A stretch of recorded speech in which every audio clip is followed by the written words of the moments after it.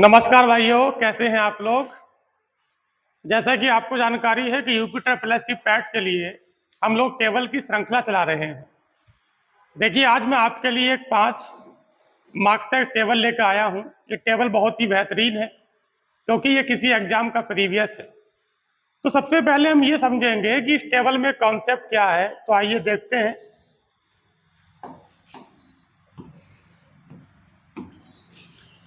इसमें लिखा है कि दी गई तालिका में अर्धवार्षिक और वार्षिक परीक्षाओं के परिणामों से संबंधित कक्षा के विद्यार्थियों के डेटा का दर्शाया गया है। सबसे पहले हमें ये टेबल को पढ़ने के बाद सुनिश्चित कर लेना चाहिए कि टेबल में क्या क्या दिया गया है, और दूसरा ये है कि टेबल में क्या कॉन्सेप्ट लग रहा है। तो टेबल में किसी कक्षा के 3 सेक्शन दिए गए हैं। जैसे आपका सेक्शन ए है, सेक्शन बी है, सेक्शन सी है। हर क्लास में कई सेक्शन होते हैं। तो जैसे हम किसी विशेष कक्षा की बात कर रहे हैं, तो इस विशेष कक्षा में जो सेक्शन है उनकी संख्या 3 है। हम इसे वर्ग भी कह सकते हैं कि वर्गों की संख्या 3 है। जैसे सेक्शन ए हो गया, सेक्शन बी हो गया, सेक्शन सी हो गया। अब आपको मैं बता दूं कि किसी भी सेक्शन में 4 तरह के लोग होते हैं। एक लोग वो होते हैं जो दोनों तरह की परीक्षाओं में पास हो जाते हैं।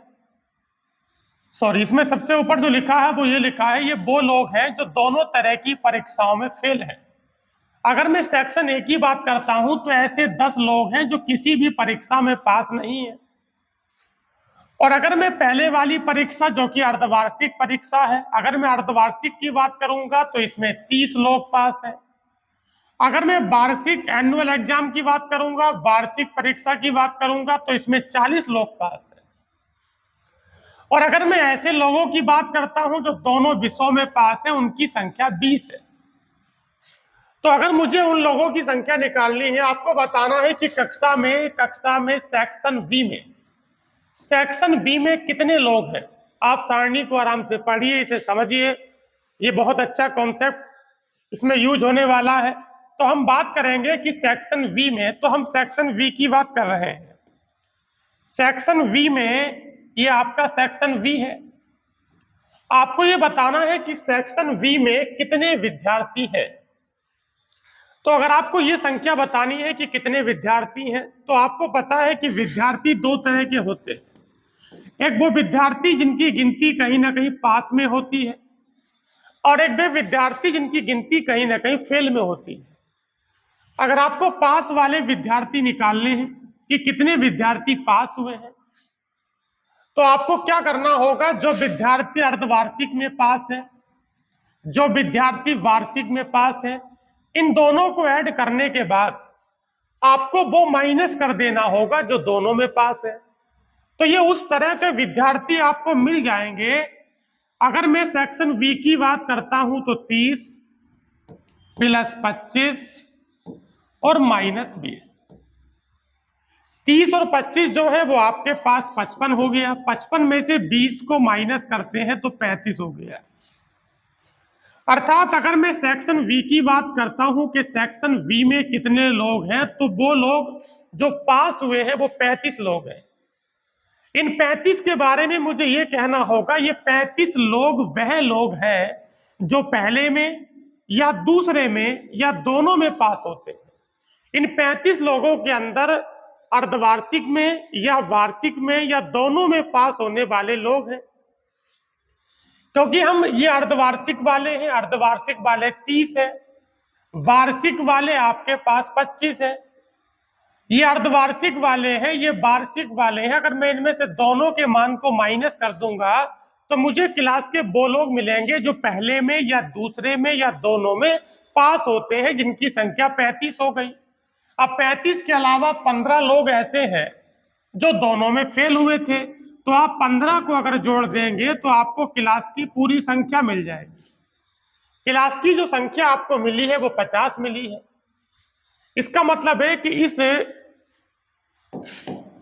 टेबल में जो कॉन्सेप्ट लगा है वो ये लगा है कि अगर आपको किसी भी सेक्शन के कुल विद्यार्थी चाहिए, अगर आपको किसी भी सेक्शन के कुल विद्यार्थी चाहिए, तो ऊपर वाले तीनों को जोड़ेंगे, नीचे वाले को माइनस करेंगे। अर्थात आप ऊपर वाले तीनों को जोड़िए, 15 में 35 को जोड़िए, 25 को जोड़िए और आप इसमें से 20 को माइनस करिए। तो 25 और 35 55 और 15 70, 70 में से 20 गया तो जो लोग सेक्शन बी में है उनकी संख्या अल्टीमेटली 50 हो जाती है। अगला क्या है आपका प्रश्न, सभी सेक्शन में दोनों परीक्षाओं में, सभी सेक्शन में दोनों परीक्षाओं में उत्तीर्ण, सभी सेक्शन में दोनों परीक्षाओं में अनुत्तीर्ण विद्यार्थियों से कर लें आप इसे, विद्यार्थियों से कितने प्रतिशत अधिक या कम है। आपको ये देखना है कि सभी सेक्शन में दोनों परीक्षाओं में उत्तीर्ण कितने लोग हैं। तो दोनों में जो उत्तीर्ण है वो आपका 20 और 20 और 25। तो अगर मैं आपसे कहूं कि दोनों में कितना उत्तीर्ण है तो 20 और 20 और 25 कुल मिलाकर ये संख्या कितनी हो जाती है, 65। सभी सेक्शन में दोनों परीक्षाओं में उत्तीर्ण जो विद्यार्थी हैं वो 65 है। फिर कहा दोनों में जो अनुत्तीर्ण है तो ये 10 और 15 और 20, ये संख्या कितनी है आपके पास, 45।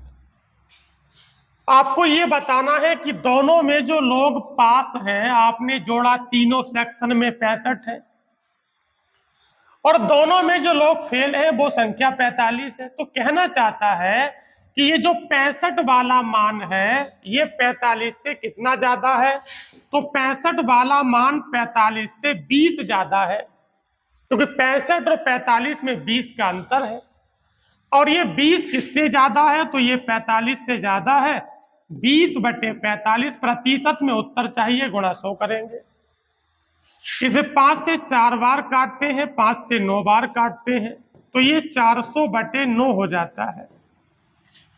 9 चौक 36 और 9 चौक 36, अर्थात ये 44 सही 4/9 प्रतिशत अधिक हो जाएगा। सभी सेक्शन में मिलकर कम से कम एक परीक्षा में उत्तीर्ण विद्यार्थियों का औसत कितना है। आपको ये बताना है कि कम से कम एक परीक्षा में पास होने वाले विद्यार्थियों का क्या औसत है, कम से कम एक परीक्षा में। तो कुल मिलाकर आपको उन लोगों की संख्या निकालनी है जो कम से कम एक विषय में पास है। तो कम से कम एक विषय में अगर निकालना है तो आप इसे जोड़ के इसे घटाइए, आप इन दोनों को जोड़कर इसे घटाइए, आप इन दोनों को जोड़कर इसे घटाइए। कम से कम पास बोला है तो इन फेल वालों का इस बार कोई मतलब नहीं है। कम से कम पास बोला है तो फेल वालों का कोई मतलब नहीं है। आप उन लोगों की संख्या निकालेंगे जो कम से कम पास है। तो 30 और 40 70, 70 में से 20 को माइनस करते हैं तो 50, 30 और 25 55 हो गया, 55 में से 20 जाता है तो ये 35 बचेगा, 35 और 30 65 में से 25 गया तो 40 बचेगा। ये वो लोग हैं जो सेक्शन ए में पास है। ये 50 जो लोग आएंगे इसके बारे में कहना होगा, ये वो लोग हैं जो कम से कम एक विषय में पास है, क्योंकि इसके अंदर पहले में या दूसरे में या दोनों में भी लोग होते हैं। हमें इन तीनों का औसत चाहिए, मैं जोड़ूंगा। औसत बराबर होता है पदों का कुल योग बटे पदों की संख्या। तो 50 और 35 85 और 40 125 हो गया। हम 125 को 3 से भाग लगाते हैं, 3 चौक 12, 3 चौक 12 और 3 ही कना 3, 0.66 बार कट जाएगा। इसे हम लोग लगभग में 41.67 लिख सकते हैं। 41.67 वाला जो विकल्प है, ये विकल्प संख्या आपके पास सी वाला हो जाता है। सेक्शन सी में दोनों परीक्षाओं में अनुत्तीर्ण, सेक्शन सी में कुल विद्यार्थियों के कितने प्रतिशत है। आपको सेक्शन सी के दोनों परीक्षाओं के उत्तीर्ण देखने हैं। तो सेक्शन सी में जो दोनों परीक्षाओं के उत्तीर्ण है वो 25 है। सेक्शन सी में दोनों परीक्षाओं में जो उत्तीर्ण विद्यार्थी हैं वो 25 है। और आपको ये देखना है कि सेक्शन सी में कुल कितने लोग हैं। तो मैंने बताया है, अगर किसी भी सेक्शन का कुल स्टूडेंट निकालना हो तो आप इन तीनों को जोड़िए और आप इसे घटाइए। 35 और 20 55 और 30 कितना होगा? 35 और 30 55 और 30 85 होगा। 85 में से 25 को माइनस करते हैं, 60 हो गए। तो ये 25 और बटे होगा 60। कहा जाता है 25 60 का कितने प्रतिशत है, तो गुणा कर दिया। इसे 20 से काटते हैं, 20 दिया 60 और 20 पंजे 100, 25 पंजे 125, 125 बटे 3% हो जाता है। इसे काट पीट करेंगे, जो कि विकल्प में नहीं है।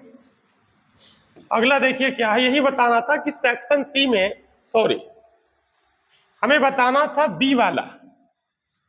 हमें जो बताना था वो बी, ये बताना था कि दोनों में जो अनुत्तीर्ण है, हमें बताने हैं दोनों परीक्षाओं में जो अनुत्तीर्ण है, तो दोनों में जो अनुत्तीर्ण है उनकी संख्या 20 है।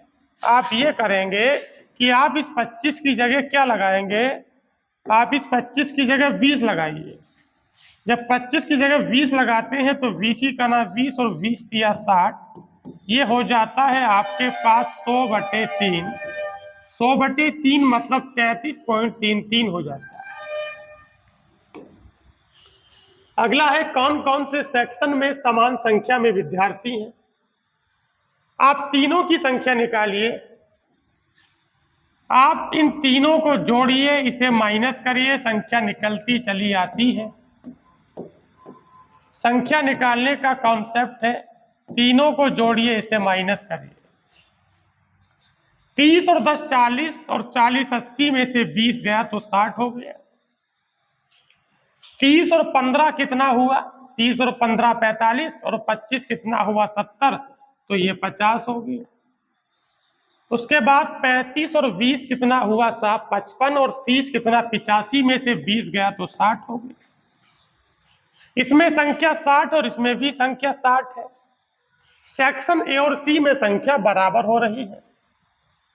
मेन चीज है हमें यह पहचानना है कि किसी भी टेबल में व्यक्तिगत तौर से कौन सा फॉर्मूला या कॉन्सेप्ट लग रहा है।